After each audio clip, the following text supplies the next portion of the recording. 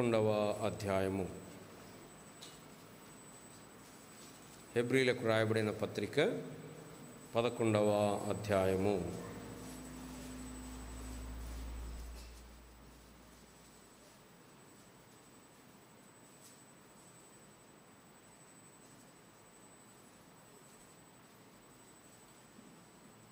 ఎనిమిదవ వచనం నుండి 19వ వచనం వరకు మనం మార్చి చదువుకుందాం. హెబ్రీలకు రాయబడిన పత్రిక 11వ అధ్యాయము 8వ వచనం నుండి 19వ వచనం వరకు. అబ్రహాము పిలువబడినప్పుడు విశ్వాసమును బట్టి ఆ పిలుపునకు లోబడి తాను స్వాస్థ్యముగా పొందనయున్న ప్రదేశమునకు బయలువెళ్ళెను. మరియు ఎక్కడికి వెళ్ళవలనో అది ఎరుగక బయలువెళ్ళెను. ఆ వాగ్దానములకు సమాన వారసులైన ఇస్సాకు, యాకోబు అనువారును నివసించుచు అన్యుల దేశములో ఉన్నట్లుగా వాగ్దత్త దేశములో పరవాసులైన. ఏలయనగా దేవుడు దేనికి శిల్పియో నిర్మాణకుడై ఉన్నాడో పునాదులు గల ఆ పట్టణము కొరకు అబ్రహాము ఎదురుచూచుచుండెను.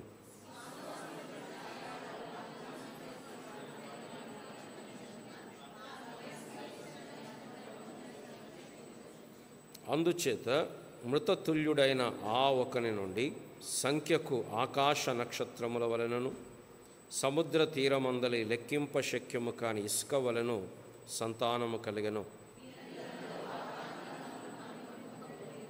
దూరం నుండి చూచి వందనము చేసి తాము భూమి మీద పరదేశులమును యాత్రికులమునై ఉన్నామని ఒప్పుకొనిరి. విశ్వాసము గలవారై మృతి నొందిరి. ఇలాగు చెప్పువారు తమ స్వదేశమును వెదకుచున్నామని విషదపరచుచున్నారు కారా?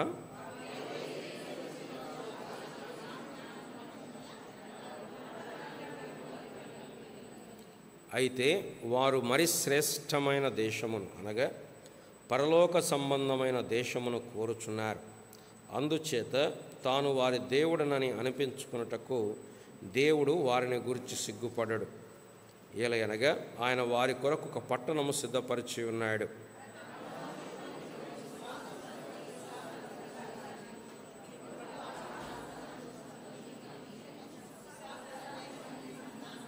ఎవరితో చెప్పబడెనో అబ్రహాము మృతులను సైతము లేపుటకు దేవుడు శక్తిమంతుడని ఎంచినవాడై తన ఏక కుమారుని అర్పించి ఉపమాన రూపముగా అతనిని మృతుల నుండి మరలా. ప్రభు యొక్క సహాయం కొరకై మనం ప్రార్థన చేసుకుందాం.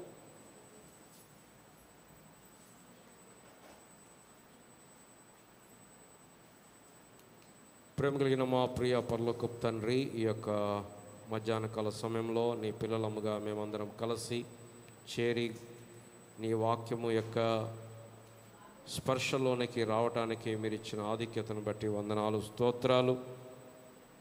దేవా, మరొకసారి హెబ్రీ పత్రిక 11వ అధ్యాయంలో విశ్వాస వీరుల జాబితాల నుండి మేము కొన్ని పాఠాలు నేర్చుకోవటానికి ప్రయత్నం చేస్తుంటుండగా మీరు మాతో మాట్లాడుతూ రండి, మీ స్వరాన్ని వినిపింపచేయండి. దేవా, మీరు మమ్మలను మీ స్వరమును వినటానికి యోగ్యులనుగా సిద్ధపరచండి. దేవా, మా పట్ల మీ యొక్క దయా కనికరమును చూపించండి. దేవా, నీ స్వరము చేత మా జీవితాలను మీరు బలపరచండి. నీ వాక్యము చేత మా జీవితాలను స్థిరపరచండి. నీ వాక్యము చేత మమ్మల్ని జీవింపచేయండి. మమ్మల్ని మీరు బరలా బ్రతికించండి. ప్రభువా, మీరే మాకు సహాయం చేయమని యేసు ప్రభు నామమున ప్రార్థించి అడిగి వేడుకుంటున్నాము తండ్రి, ఆమేన్. మనం గత కొద్ది వారములుగా హెబ్రీలకు రాయబడిన పత్రిక 11వ అధ్యాయంలో నుండి మనం పాఠంలో నేర్చుకోవటానికి ప్రయత్నం చేస్తూ ఉన్నాం. మొట్టమొదటి వారంలో విశ్వాసం అంటే ఏంటో చూస్తూ వచ్చాం. మనము విశ్వాసము ద్వారా కృపచేత రక్షించబడ్డాము. మనము క్రియల చేత రక్షించబడలేదు. మనమేదో చేస్తే దేవుడు మనల్ని రక్షించలేదు. లోకంలో ఉన్న అన్ని మతాలలో ఇది కనపడుతుంది. నువ్వు ఇది చేస్తే, నువ్వు పలానా చోటికి మోకాళ్ళ మీద ఎక్కితే, నువ్వు నడుచుకుంటూ వెళితే, లేకపోతే నువ్వు నీ జుట్టు నీ నీలాలు అర్పిస్తే, లేకపోతే నీకున్నదంతా నువ్వు ఇస్తే, నువ్వు ఇన్ని రోజులు ఉపవాసం ఉంటే, నువ్వు ఇలా ఈ బట్టలే కట్టుకుంటే, నువ్వు కింద పడతమే పడుకుంటే, చెప్పులు లేకుండా నడిస్తే, అప్పుడు దేవుడు నీ మీద దయ చూపించి నీకు ఆశీర్వాదం ఇస్తాడు. ఇవి క్రియలు. కానీ రక్షణ మన క్రియల ద్వారా రాలేదు, ఇది దేవుని కృప ద్వారా వచ్చింది. విశ్వాసము దేవుడు మనకు అనుగ్రహిస్తూ వచ్చాడు. కాబట్టి మన రక్షణ విశ్వాసము ద్వారా వచ్చింది. అయితే ఈ విశ్వాసము ఒకసారి మనం ఉంచాము, ఇంక అయిపోయింది అనుకోవడానికి లేదు. అందుకోసం పౌలు గారు అంటాడు, మంచి పోరాటము పోరాడితని, నా పరుగు తుదముట్టించితని, విశ్వాసమును కాపాడుకొంటిని. కాబట్టి విశ్వాసం అనేది మనం కాపాడుకోవాలి. ఒక్కోసారి విశ్వాసంలో బలహీనులమవుతాం, ఒక్కోసారి పరిస్థితులను బట్టి, కష్టములను బట్టి, నష్టములను బట్టి సాతానుడు ఏం చేస్తుంటాడు, అవిశ్వాసం అనే అగ్ని బాణములను మన మీద ప్రయోగిస్తూ ఉంటాడు. వాడు ప్రయోగించే అగ్ని బాణాలు ఆపాలి అంటే మన దగ్గర ఏముండాలి, విశ్వాసం అనేటువంటి డాలు ఉండాలి. వాడు బాణాలు వేస్తుంటాడు. ఏంటి వాడి బాణాలు? నీవు దేవుని కుమారుడవైతే ఎందుకు ఆకలి, నువ్వు దేవుని కుమారుడవైతే ఎందుకు సిలువలో వేలాడుతున్నావు, దిగిరా, నేను నమ్ముతాం. నువ్వు దిగొస్తే మేము నమ్ముతాం, నువ్వు వేలాడుతుంటే మేము నమ్మం. నువ్వు దేవుని కుమారుడవైతే ఎందుకు ఇలా జరిగింది నీకు, ఎందుకు నీకే కష్టం వచ్చింది, ఎందుకు నీకే అనారోగ్యం వచ్చింది, ఎందుకు నీకే వ్యాధి వచ్చింది, ఎందుకు నీకే యాక్సిడెంట్ అయింది, ఎందుకు నీకే బాధ వచ్చింది, దేవుడు ఎందుకు కాపాడలేదు నిన్ను? ఇది సాతాను యొక్క అగ్ని బాణము. వీటిని ఆర్పటానికి మనకు కావాల్సింది ఏంటంటే విశ్వాసం అనే డాలు. కాబట్టి మనం ఇలా కూడి రావటానికి, ఇట్లాగా వాక్యం వినటానికి, వాక్యం చదవటానికి ఏంటి కారణం అంటే మన విశ్వాసములో మనం బలవంతులము కావాలి, విశ్వాసములో మనం స్థిరపడాలి, విశ్వాసమందు నిలకడగా ఉండాలి, విశ్వాసంలో ధైర్యవంతులముగా ఉండాలి.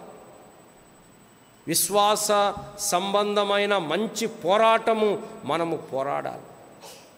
ఇక్కడ మన జీవితాంతం ఈ విశ్వాసమును బలపరుచుకోవాలి. ఇదేదో మన వల్ల జరిగేది కాదు, దేవునితో ఎడతెగని సాన్నిహిత్యం వల్ల మన విశ్వాసం బలపడుతుంది. అందుకోసం పౌలు ఆ గ్రంథకర్త అంటాడు 12వ అధ్యాయంలో, విశ్వాసమునకు కర్తయు దాన్ని కొనసాగించువాడైన యేసు వైపు చూచుచు. ఆయన వైపు చూస్తేనే విశ్వాసం. 2వ వారంలో మనం హేబేలు యొక్క జీవితమును చూస్తూ వచ్చాం. హేబేలు విశ్వాసమును బట్టి తన సహోదరుడైన కయ్యను కంటే శ్రేష్టమైన బలి అర్పించాడు, దేవుని చేత సాక్ష్యము పొందాడు, అతడు మృతి నొందియు మాట్లాడుతున్నాడు. కాబట్టి హేబేలు జీవితం దేవునిని విశ్వాసముతో సమీపించిన జీవితం. It doesn't matter whether he lived long or whether he lived short.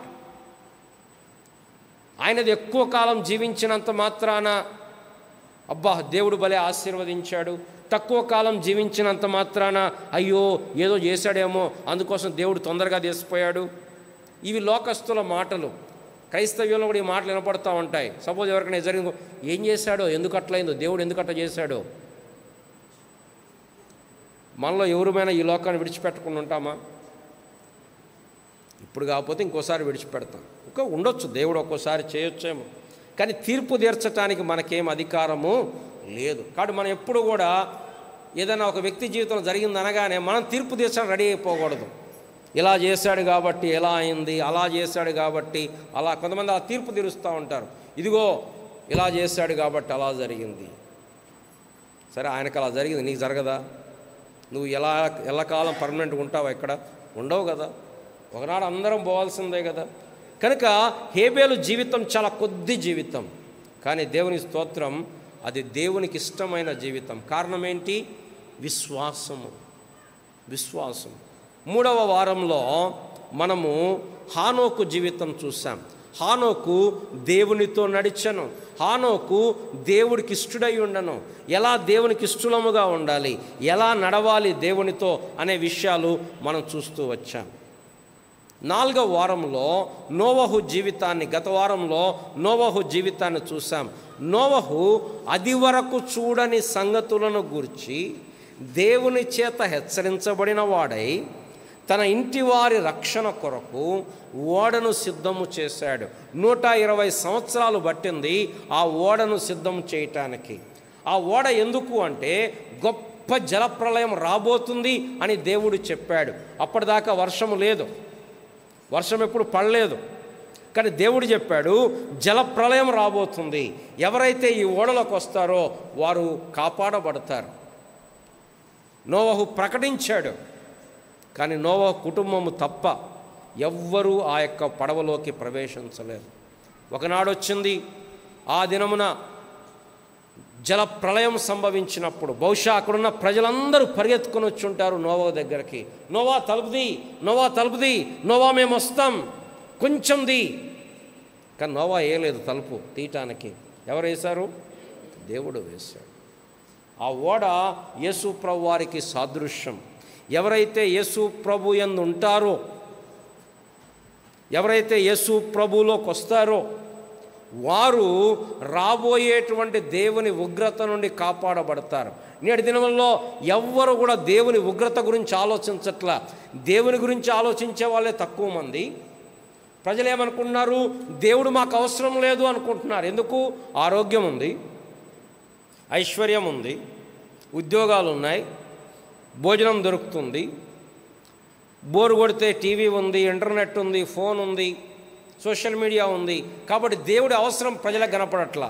సరే, ఇంకొంతమంది దేవుని గురించి కొంత పట్టించుకుంటున్నారు. కానీ ఏం పట్టించుకుంటున్నారు? దేవుడు ఏమిస్తాడు? దేవుడు ఉద్యోగం ఇస్తాడా? ఇప్పుడు చిన్న కారు ఉంది, దేవుడు పెద్ద కారు ఇస్తాడా? ఇప్పుడు రేకుల ఇల్లు ఉంది, దేవుడు పెద్ద భవంతి ఇస్తాడా? ఈ లోక సంబంధమైన వాటి గురించే దేవుణ్ణి నమ్ముకుంటున్నారు కొంతమంది.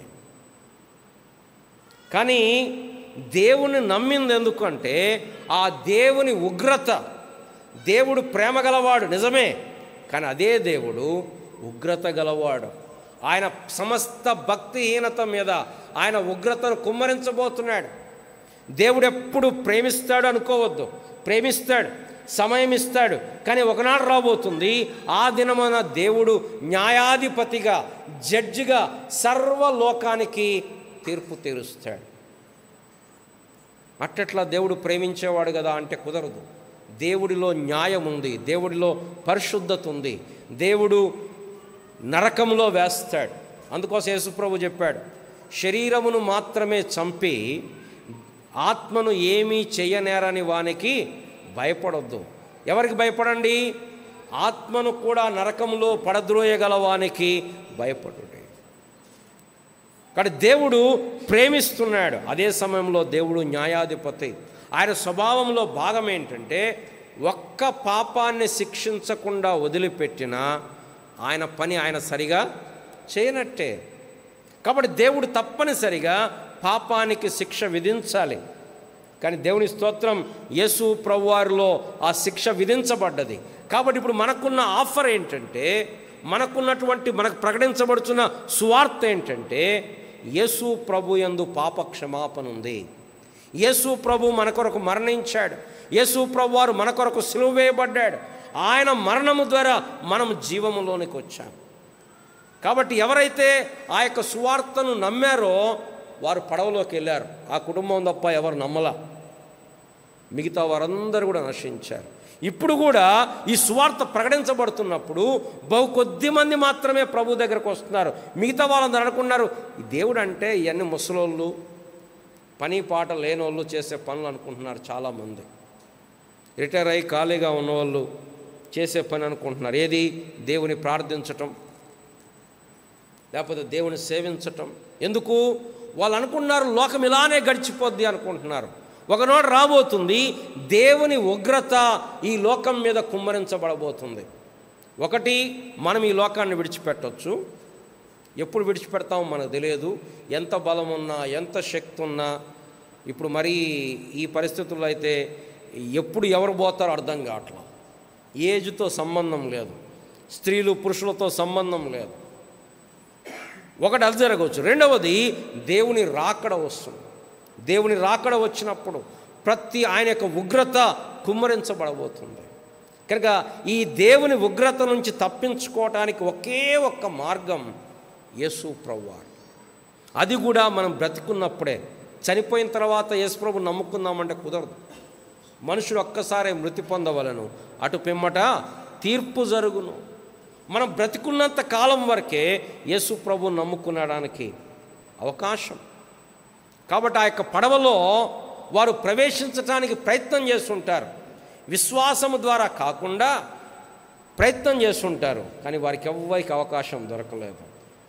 ఇది నోవహు యొక్క జీవితం. కాబట్టి నోవహు 120 సంవత్సరాలు లోకమును మీద తీర్పు తీర్చాడు. ఈ కండెమ్డ్, నేరస్థాపన చేశాడు. అంటే ఏం చెప్తున్నాడు? లోకమా, నీ కొరకు జీవిస్తున్నావు, నేనైతే దేవుని కొరకు జీవిస్తాను. ఇది నోవహు యొక్క జీవితం. ఇక దాని తర్వాత నుండి అబ్రహాము యొక్క జీవితాన్ని ఈ యొక్క గ్రంథకర్త మన ముందు పెడుతున్నాడు. వీరందరికి కూడా ఒక్కొక్కరికి ఒక్కొక్క వచనమే కేటాయించాడు. హేబేలుకు ఒక వచనం కేటాయించాడు,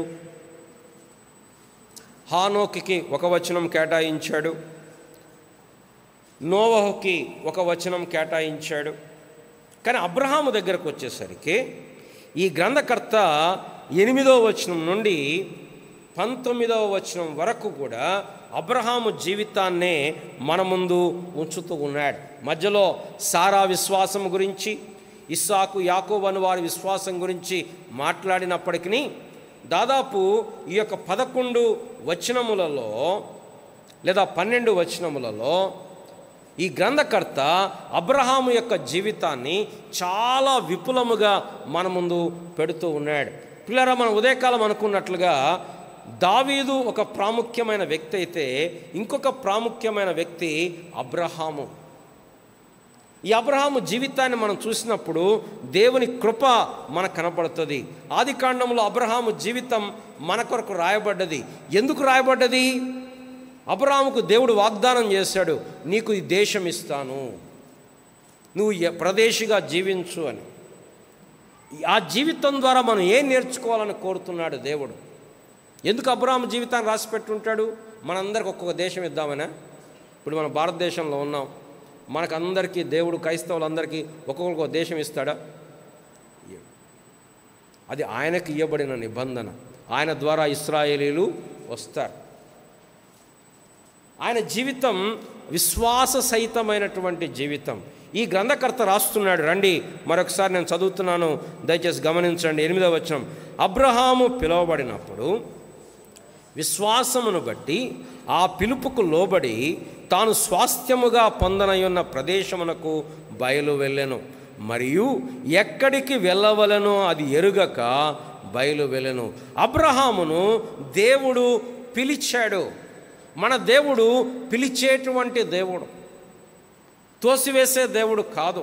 ఆయన పిలిచాడు అబ్రహామును. ఎందుకు పిలిచాడు? అబ్రహాము మంచివాడనా? లేదు, అబ్రహాము మంచివాడని దేవుడు పిలవలేదు. దేవుడు పిలిచాడు కాబట్టి అబ్రహాము నీతిమంతుడయ్యాడు. అబ్రహామును పిలవకముందు అబ్రహాం ఎక్కడున్నాడు? ఊరు అనే కల్దీయుల దేశంలో ఉన్నాడు. ఏం చేస్తున్నాడు? విగ్రహారాధనలో జీవిస్తూ ఉన్నాడు. చూడండి, యెషయా గ్రంథం యెహోషువ గ్రంథం 24వ అధ్యాయం. యెహోషువ గ్రంథం 24వ అధ్యాయం 2వ వచనం.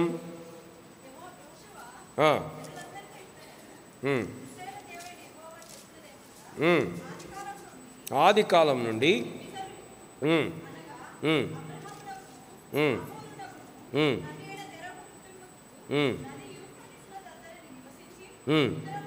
ఇతర దేవతలను.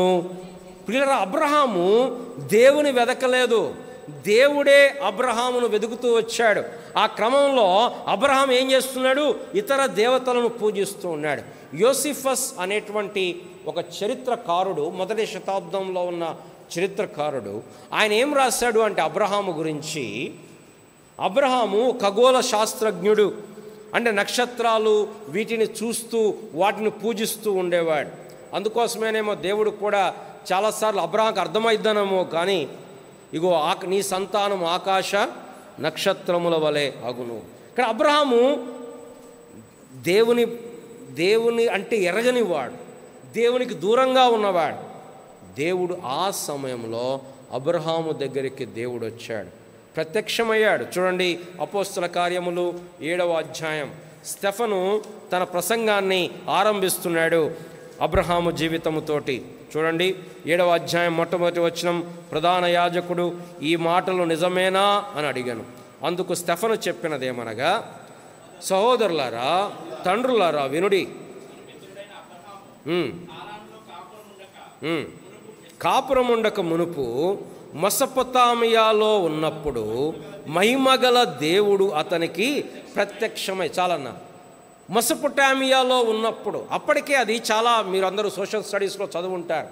మెసొపొటామియా ఆ నాగరికత, సంస్కృతి, అప్పట్లోనే వాళ్ళు బహుళ అంతస్తుల భవనాలు కట్టారని, అప్పట్లోనే వారు చాలా అభివృద్ధి చెందిన జనాంగమని మనం చదువుతాం. ఇక్కడ అబ్రహాము కల్దీల ఊరిలో చాలా కంఫర్టబుల్గా ఉన్నాడు, మంచి అభివృద్ధి చెందిన దేశంలో ఉన్నాడు, మంచి ధనవంతుడు అబ్రహాము. అబ్రహాం ఏమీ లేనివాడు కాదు. అబ్రహాము బహు సంపద కలిగినటువంటి వాడు, తనకు చాలా ఆస్తి కలిగినటువంటి వాడు.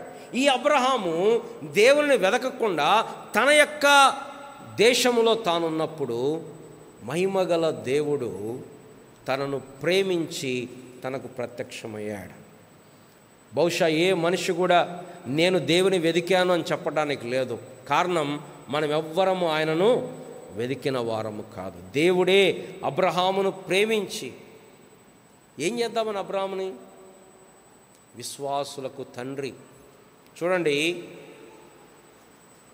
దాదాపు 5000 సంవత్సరాల తర్వాత ఆ మనిషి గురించి మనం మాట్లాడుకుంటున్నాం.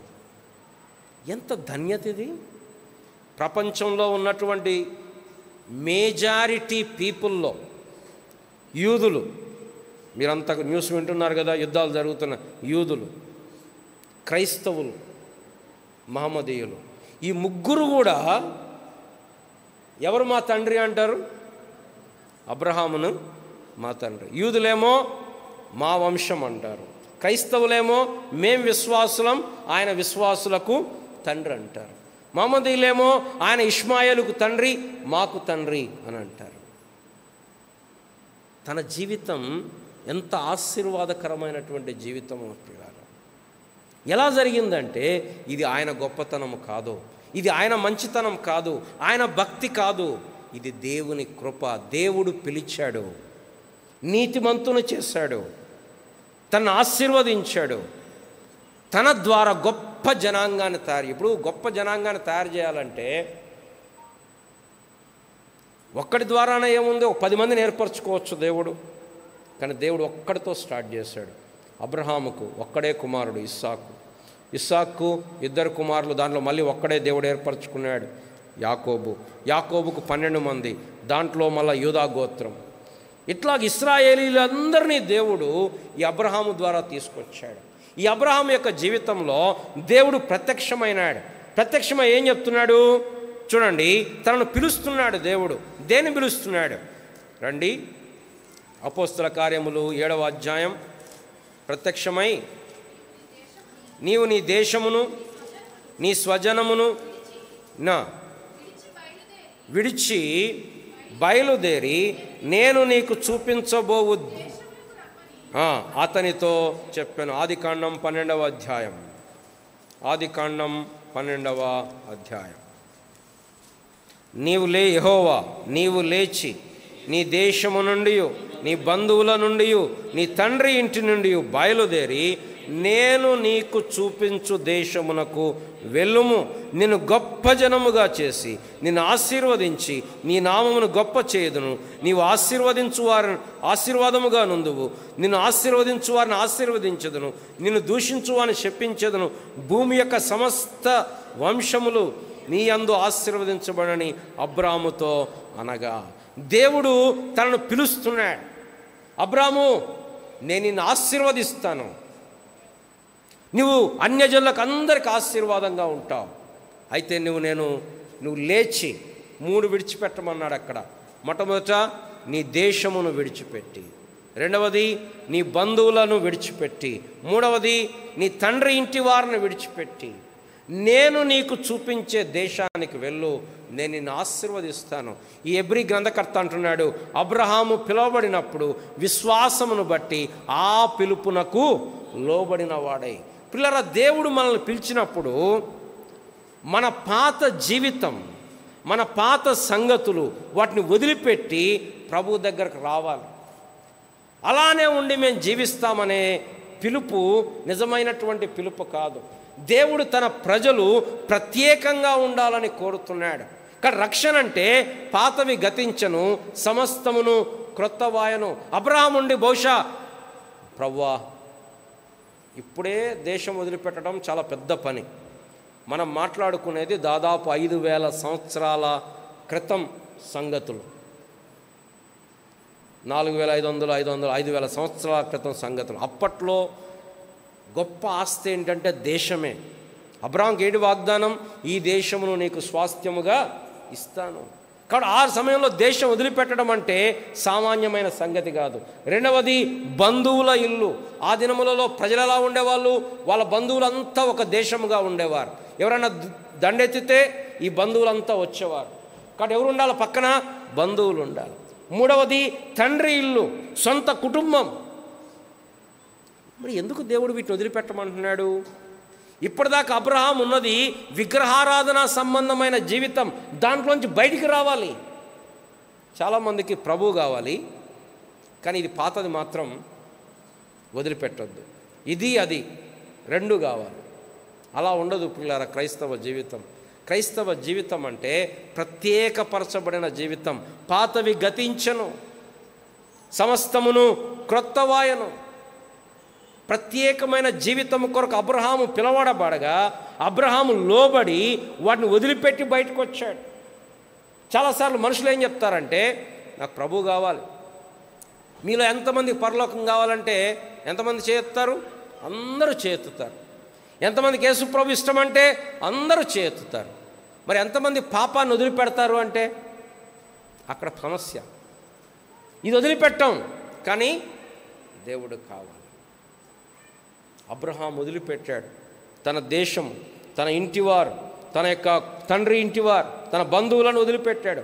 కారణం దేవుని యందలి విశ్వాసము.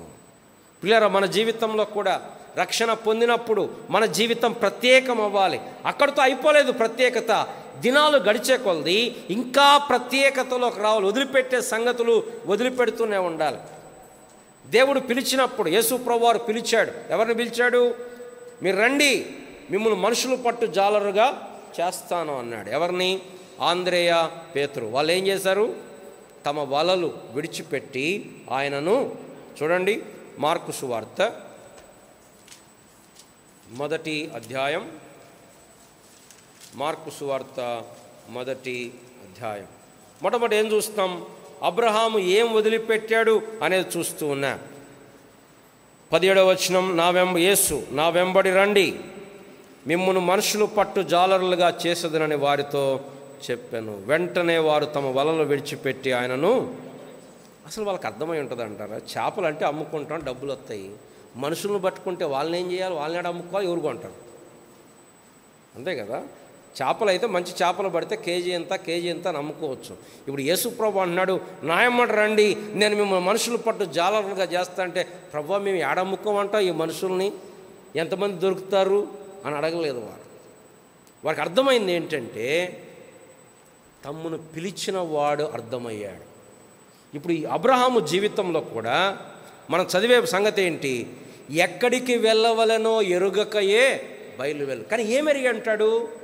ఎక్కడికి వెళ్ళాలో తెలియదు, కానీ ఎవరు పిలిచారో తెలుసు, పిలిచిన వాడు ఎలాంటోడో తెలుసు.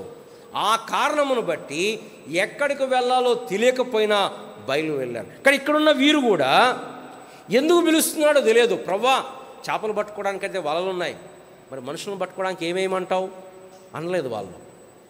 మరి మాకు ట్రైనింగ్ ఇస్తావా? మరి మాకేమైనా ఆదాయం వస్తుందా? మరి మా జీవితం అంతా ఎలా బతకాలి? ఇవి అడగల వారు. వలలు, ప్రభువా మరి మేము వలలు దాచిపెట్టుకుంటాం, మళ్ళీ ఎప్పుడైనా అవసరం అయితే మళ్ళీ వేసుకోవచ్చు ప్రభువా. వేశారు. మళ్ళీ యేసుప్రభు చనిపోయిన తర్వాత చనిపోయి సమాధి చేయబడి తిరిగి లేచిన మళ్ళీ అందరు కలిసి ఏం చేశారు? పొలోమని చేపలు పడదామని పోయారు వాళ్ళు. కానీ అప్పుడైతే వలలు విడిచిపెట్టి ఆయన వెంబడించారు. ఇంకా ముందుకు వస్తే చూడండి 20వ వచనం, జెబెదయి కుమారులైన యాకోబు యోహానులు కూడా ఉన్నారు. వాళ్ళు వలలు బాగు చేసుకుంటున్నారు. 20వ వెంటనే ఆయన వారిని పిలవగా వారు తమ తండ్రి అయిన జెబెదయిని దోణిలో జీతగాండ్ర యొద్ద విడిచిపెట్టి ఆయనను వలలు విడిచిపెట్టారు, వారి పడవలు విడిచిపెట్టారు. ఈ జెబెదయి కుమారులైతే వాళ్ళ నాయనను కూడా విడిచిపెట్టి ఆయనను వెంబడించారు. ఇంకా కొంచెం ముందుకెళ్తే ఇక్కడ ఉందా, వేరే సువార్తలో ఉంది కదా, ఆయన లేవీని పిలిచాడు కదా. చూడండి 2వ అధ్యాయం 14వ వచనం.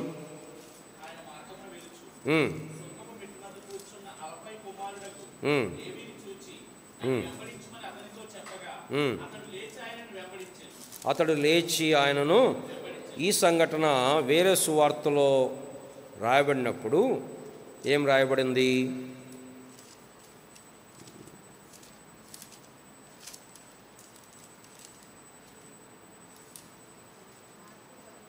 అమ్మా 15వ అధ్యాయమా? అక్కడ లేదే.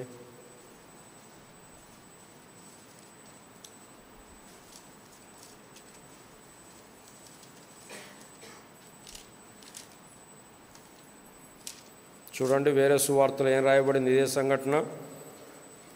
ఆయన పిలిచిన పిలుపు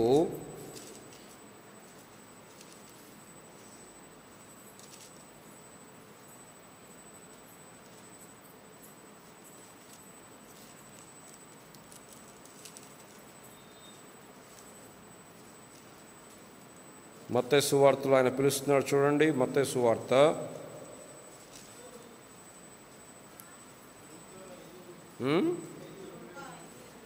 5 చదువమ్మా. లూకా 5:27 ఏముంది?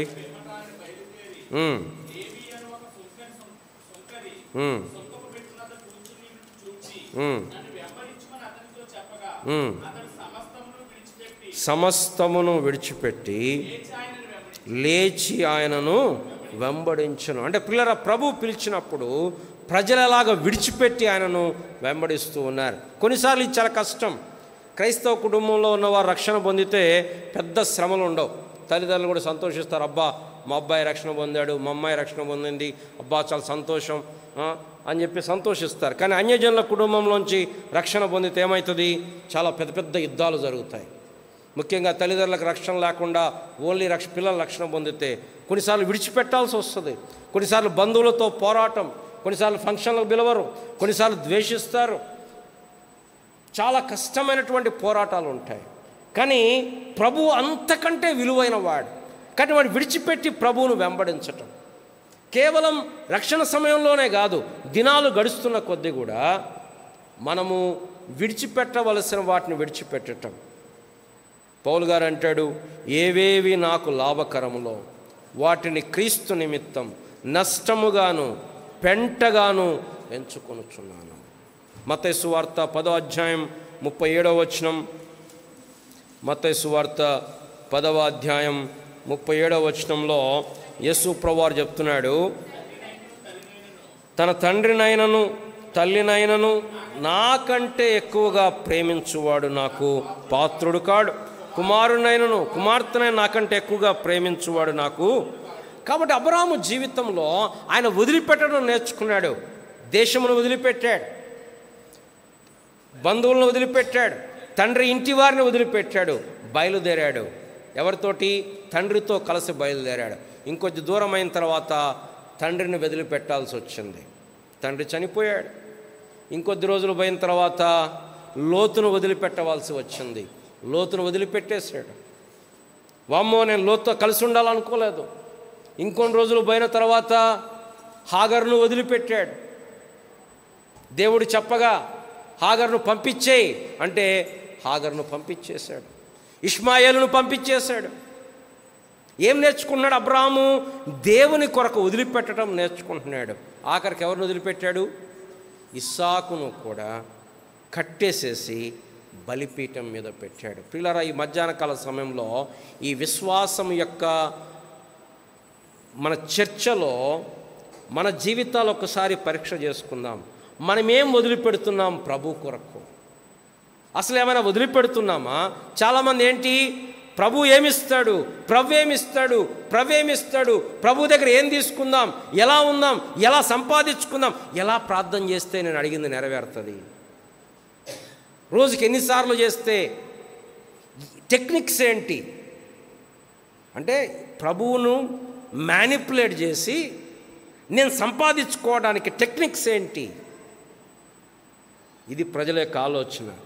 కానీ విశ్వాసం అంటే ప్రభు కొరకు వదిలిపెట్టడం. ఏం వదిలిపెడుతున్నాం ప్రభు కొరకు? ప్రజలు తమ ప్రాణములు వదిలిపెట్టారు, తమ ఆస్తులు కోల్పోయారు. చూడండి, హెబ్రీ పత్రికలోని ఇదే గ్రంథంలో 10వ అధ్యాయంలో ఈ యొక్క విశ్వాసులను ఆయన ప్రోత్సహిస్తున్నాడు, ఎంకరేజ్ చేస్తున్నాడు. ఏమంటున్నాడు 10వ అధ్యాయంలో? చూడండి 32వ వచనం.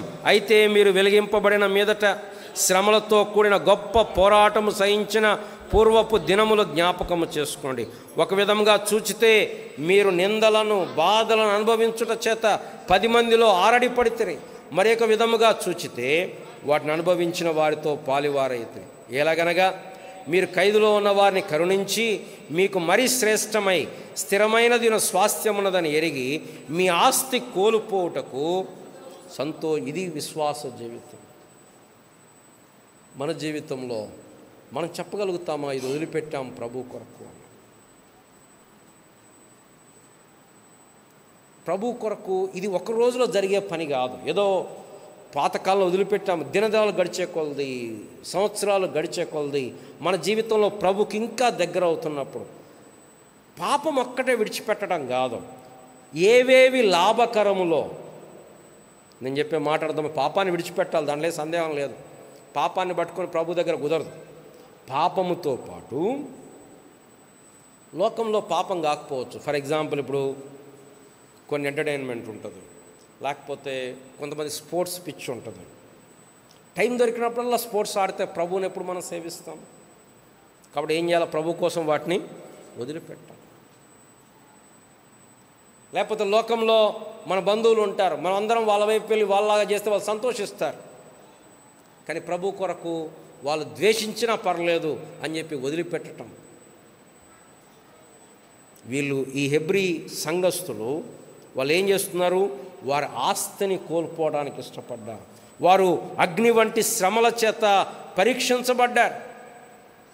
వారు కారణం ఏంటంటే వారు ప్రభు యందలి విశ్వాసం. కానీ పిల్లల మొట్టమొదటిగా ఏమి ప్రభు కొరకు విడిచిపెడుతున్నాము?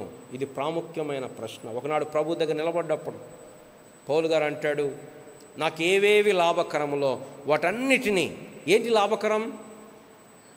నేను హెబ్రీయుడను, బెన్యామీను వంశంలో పుట్టినవాడను, నేను పరిసయ్యుడను, 8వ దినమున సున్నతి పొందితిని, ధర్మశాస్త్రం విషయమైన నీతి విషయంలో అనింద్యుడను. ఇవన్నీ ఆయన క్రెడెన్షియల్స్, బ్యాడ్జీలు, ఇక్కడొక బ్యాడ్జు అక్కడొక బ్యాడ్జు, ఇవన్నీ తీసేసేసి అవన్నీ పెంట క్రీస్తు కొరకు, క్రీస్తును గురించిన అతి శ్రేష్టమైన జ్ఞానము నిమిత్తం సమస్తమును నష్టముగాను పెంటగాను ఎంచుకుంటున్నాడు. నేటి దినాల్లో పెద్దగా మనం చూడట్లేదు, కానీ ఇంతకుముందు అంటే ఒక 20-30 సంవత్సరాల క్రితం అయితే సాక్ష్యాలు వింటుంటే ఒళ్ళు గగురు పొడిచేది. పెద్ద పెద్ద ఉద్యోగాలు వదిలిపెట్టుకొని, లేకపోతే మంచి లాభకరమైన వ్యాపారాలు వదిలిపెట్టుకొని దేవుని సేవకి ప్రజలు వచ్చేవారు. నేటి దినాల్లో రివర్స్ అయిపోయింది, ఇటు వచ్చి సంపాదించుకోవడం మొదలైంది. ప్రభు కొరకు తమ్మును తాము నష్టపరుచుకుంటున్నారు. కారణం ప్రభు యొక్క విలువను గుర్తించారు. రెండవది పిల్లరా, అబ్రహాము యొక్క జీవితంలో కేవలం వదిలిపెట్టడమే కాదు, ఆయన ఏం నమ్మాడంటే ఎక్కడికి వెళ్ళవలనో ఎరుగకయే బయలు వెళ్ళను. దేని కొరకు? ఎక్కడికి బయలు వెళ్ళాడు? స్వాస్థ్యముగా పొందనయున్న దేశము. దేవుడు పిలిచినప్పుడు ఉట్టి పిలుపు కాదది, ఆ పిలుపులో స్వాస్థ్యం ఉంది. దేవుడు మన అందరినీ పిలుస్తున్నాడు. ఎందుకు? పరలోకములో యుగయుగములు ఆయనతో పాటు ఉండడానికి. దేవుడు మనల్ని పిలిచేది ఉట్టిగా కాదు, ఈ లోకం మట్టుకు కాదు. చాలామంది దేవుడు అంటే ఏమనుకుంటారంటే, దేవుడికి మనం సంతోషంగా ఉండడం ఇష్టం లేదు, మనం మంచిగా ఉండడం ఇష్టం లేదు, మనల్ని ఎప్పుడు శిక్షిస్తుంటాడు అనుకుంటూ ఉంటారు. దేవుడు నిన్ను నన్ను పిలిచేది శ్రేష్టమైన జీవితము కొరకు, మహిమాయుక్తమైన జీవితము కొరకు, పరలోక సంబంధమైన జీవితము కొరకు దేవుడు మనల్ని పిలుస్తున్నాడు. యుగయుగములు ఆయనతో ఉండడానికి పిలుస్తున్నాడు. అబ్రహాముకు దేవుడు స్వాస్థ్యం ఇచ్చాడు. ఏమిచ్చాడు స్వాస్థ్యము? భౌతిక సంబంధమైన దేశమును ఇచ్చాడు. కాకపోతే తన జీవిత కాలంలో ఇవ్వాల, తర్వాత ఇస్తాను అని చెప్పాడు. మనమైతేనా తర్వాత ఇచ్చేదానికి ఇప్పుడు ఎందుకు పోవటం? ఇప్పుడు ఇస్తా అంటే చెప్పు వస్తాం, తర్వాత ఎప్పుడో ఇస్తా అంటే ఎట్లా?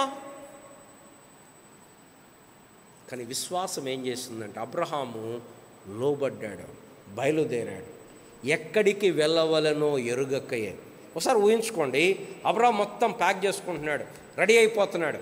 ఆ ఊరోళ్ళందరూ, ఇంటి వాళ్ళందరూ వచ్చాడు. అబ్రహాం ఏడికి పోతున్నావు? తెలియదు. పోయి అక్కడ ఎట్లా ఉంటావు? తెలియదు. అక్కడ పొలం ఉందా? తెలియదు. అక్కడ నీ పశువులకి మేత ఉందా? తెలియదు. ఏ దేశం? తెలియదు. మరి ఎట్లా వెళ్తున్నావు? నన్ను పిలిచిన వాడు నాకు తెలుసు. పౌలు గారు అంటాడు కదా, నేను నమ్మిన వానిని నేను ఎరుగుదును గనక నా శ్రమలను గురించి నేను సిగ్గుపడను. చాలామంది శ్రమలు అనగానే అయ్యో దేవుడు ఎందుకు ఇలా చేశాడు అనుకుంటున్నారు. కానీ పౌలు గారు అంటాడు, నేను నమ్మిన వాణ్ణి నేను ఎరుగుదును. పిల్లరా, ప్రభువు మనల్ని పిలిచేది మనల్ని ఏదో అన్యాయం చేద్దామని కాదు, మనల్ని ఏదో ముంచేద్దామని కాదు, మనల్ని ఏదో నష్టపెడదామని కాదు. ప్రభు అన్నాడు, నా కొరకు ఈ లోకంలో ఆస్తులను కోల్పోతే ఏమన్నాడు? చండి ఇందాలు చదివాం కదా, లూకా సువార్త, మత్తయి సువార్త.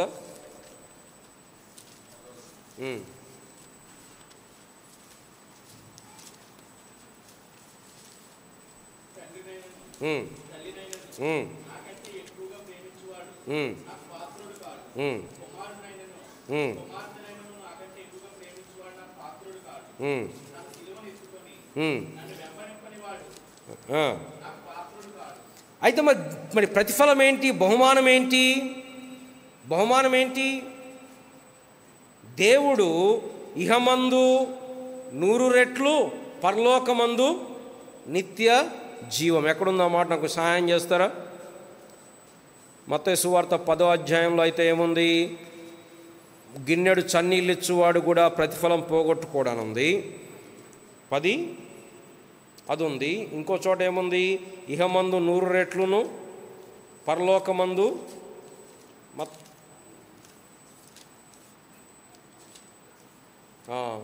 మార్కు సువార్త 10వ అధ్యాయం. మార్కు సువార్త 10వ అధ్యాయం.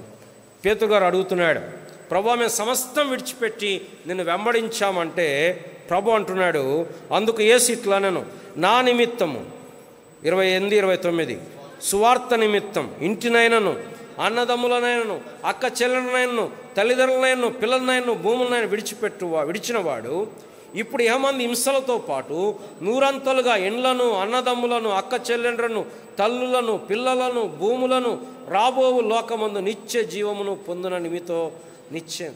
దేవుడు మనల్ని ఏదో అన్యాయం చేద్దామని పిలవట్లేదు, మనం కష్టపెడదామని పిలవట్లేదు. ఒకనాడు దీనికంటే 100 రెట్లు దేవుడు ఇవ్వబోతూ ఉన్నాడు. ఇప్పుడు కష్టాలున్నాయా? ధైర్యం తెచ్చుకో. దేవుడు నీ కొరకు మహిమలో నిత్య నివాసాన్ని సిద్ధపరుస్తున్నాడు. ఇదే ఎల్లకాలం ఉంటుంది అనుకోవద్దు. ఒకనాడు రాబోద్ది మన శ్రమలు, మన కన్నీరు తుడిచివేయబడుతుంది, మన యొక్క బాష్ప బిందువులు తుడిచివేయబడతాయి. కన్నీరు ఉండదు, వేదన ఉండదు, యుగయుగములు ఆయనతో పాటు ఆనందిస్తాం. ఇది మన ఆదరణ, ఇది మన నిరీక్షణ. కానీ ప్రభువుని ఎప్పుడైతే ఎరుగుతామో, సో ఉదాహరణకి ఇప్పుడు మనం బండిలో ప్రయాణం చేస్తున్నాం, డ్రైవర్ మనకు బాగా తెలుసు అనుకోండి, ఏ దారిలో వెళ్ళినా మనం పెద్ద పట్టించుకోం. అది ఒక్కోసారి గుంటల్లో వెళ్ళొచ్చు, నీళ్ళలోంచి వెళ్ళొచ్చు, పట్టించుకో. ఎందుకు? డ్రైవర్ తెలుసు. మన జీవితంలో కూడా మన ప్రభువును మనం ఎరిగితే శ్రమల గుండా వెళ్ళినా, కష్టాల గుండా వెళ్ళినా. అదే కదా విశ్వాసం అంటే. విశ్వాసం అంటే ఏంటి? ముందు ఏం జరుగుతుందో తెలియదు, అయినా ముందుకి వెళ్ళటం. అబ్రహాంకి ఎక్కడికి వెళ్ళాలో తెలియదు, కానీ బయలుదేరాడు. ఇప్పుడు మన జీవితంలో శ్రమలు ఉన్నాయి, కష్టాలు ఉన్నాయి, ఎలా తీరుతాయో తెలియదు, నాకు తెలియదు, మీకు తెలియదు, అయినా విశ్వాసముతోటి ముందుకి. ఇది విశ్వాస జీవితం.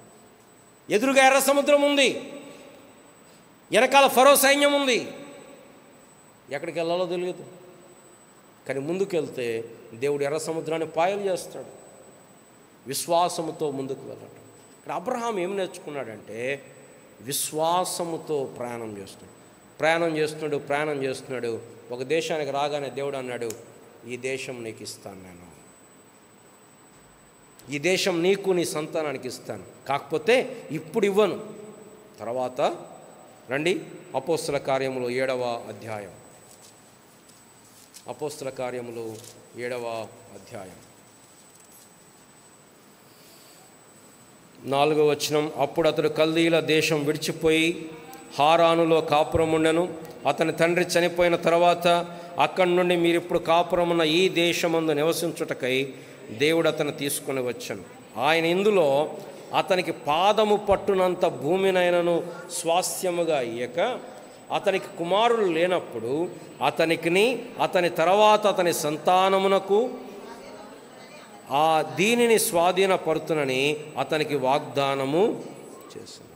దేవుడు చెప్పింది, అబ్రహాము ఇది నీకు ఇస్తాను, ఇప్పుడు ఇవ్వను నేను, నువ్వేం చేయి, ఈ దేశంలో సంచరించు.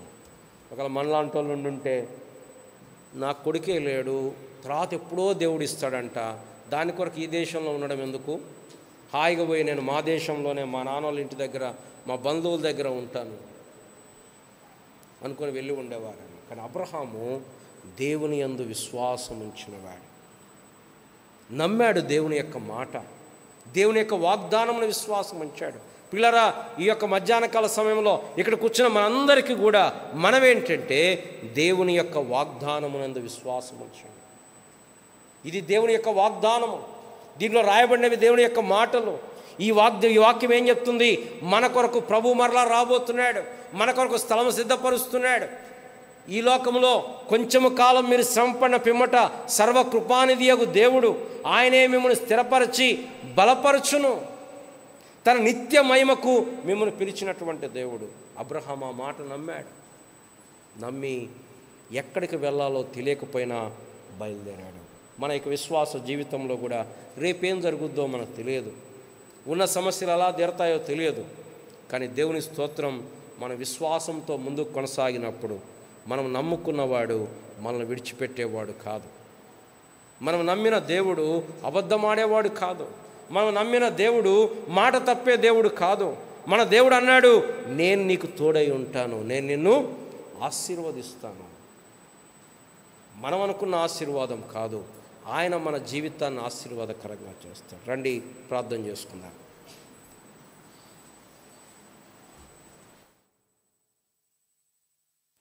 ప్రేమ కలిగిన మా ప్రియపరలోకపు తండ్రి, ఈ యొక్క మధ్యాహ్నకాల సమయంలో అబ్రహాం యొక్క జీవితంలో మొట్టమొదటి భాగమును మేము చూస్తూ వచ్చాం. తన యొక్క ప్రయాణం ఎక్కడికి వెళ్ళాలో ఎరగకపోయినప్పటికీ పిలిచిన వాడిని ఎరిగాడు, పిలిచిన వాని యొక్క గుణగణములు ఎరిగాడు, విశ్వాసం ఉంచాడు. మమ్మల్ని పిలిచిన వాడు అబద్ధమాడేవాడు కాదు, మమ్మల్ని పిలిచిన వాడు మధ్యలో వదిలిపెట్టేవాడు కాదు, మమ్మల్ని పిలిచిన వాడు మమ్మలను తృణీకరించేవాడు కాదు, మమ్మల్ని పిలిచిన వాడు మధ్యలో మమ్మల్ని వదిలిపెట్టేసి వెళ్ళడు, మమ్మల్ని పిలిచిన వాడు మాట తప్పనివాడు, మమ్మల్ని పిలిచిన వాడు వాగ్దానము నెరవేర్చేవాడు, మమ్మల్ని పిలిచిన వాడు పశ్చాత్తాపడ్డు, మమ్మల్ని పిలిచిన వాడు బలహీనుడు కాడు, మమ్మల్ని పిలిచిన వాడు సర్వశక్తి గల దేవుడు, మృతులను సైతం లేపుటకు శక్తిమంతుడు. ఈ కారణమును బట్టి వాగ్దానము నెరవేరినా తన జీవిత కాలంలో నెరవేరకపోయినా విశ్వాసంతో అబ్రహాము జీవించాడు. ప్రభువా, మా జీవితంలో చాలాసార్లు మేము మాకు కనపడితేనే, మాకు జరిగితేనే, మాకు జరిగినట్టు కనపడితే లేదా జరుగుతుంది అని కొంచెం ఆధారాలు కనపడితేనే మేము ముందుకెళ్ళగలుగుతున్నాం. ప్రభువా, అదృశ్యుడైన నిన్ను చూడటానికి సహాయం చేయండి. పరిస్థితుల వైపు చూడక, బలహీనతల వైపు చూడక, మా పోరాటాల వైపు చూడక, మా సమస్యల వైపు చూడక, విశ్వాసమును కర్తయు దాన్ని కొనసాగించువాడైనా యేసు వైపు చూడటానికి సహాయం చేయండి. మమ్మల్ని పిలిచిన దేవుడు మమ్మల్ని మహిమ కొరకై పిలిచాడు, మమ్మల్ని ఆశీర్వదించడానికి పిలిచాడు. మమ్మల్ని ఏదో కష్టపెట్టాలనో, బాధ పెట్టాలనో, జీవితం అంతా ఇబ్బందుల్లో ఉండాలనో కాదు, మమ్మల్ని దీవించడానికి పిలిచాడు. ఎలా దీవిస్తాడో మాకు తెలియదు, కానీ దీవిస్తాడు. ఇది మేము ఎరుగుదాము. దీన్ని బట్టి నీకు వందనాలు, స్తోత్రాలు. ఈ విశ్వాసమును మాలో బలపరచండి, స్థిరపరచండి, సహాయం చేయమని. విశ్వాసమును కర్తవైన దేవా, మా విశ్వాసమును వృద్ధి పొందించండి. విశ్వాసంలో బలహీనులు కాక ధైర్యం వహించటానికి కృప చూపించమని యేసు ప్రభు నామమున ప్రార్థిస్తున్నాం తండ్రి. అలాగే మనం మోకరించి ప్రభు బలలో మనం యోగ్యంగా పాల్గొందాం. వాక్యానుసారంగా మన జీవితాలను